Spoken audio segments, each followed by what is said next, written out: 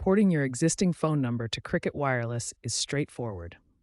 First, ensure your account with your current carrier is active and in good standing with no outstanding balances. Next, obtain a transfer PIN, also called Port Out PIN, from your current carrier.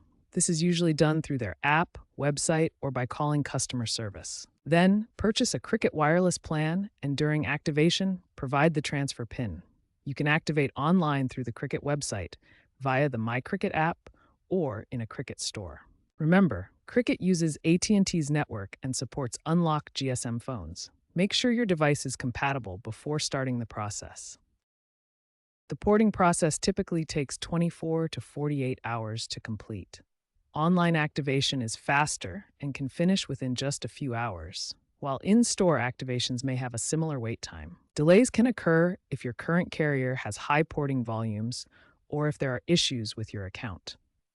If you encounter a delay, contact Cricket Wireless support for assistance. To avoid issues, verify your device's compatibility and ensure all information provided during activation is accurate. Two-factor authentication is now required for online activations for enhanced security.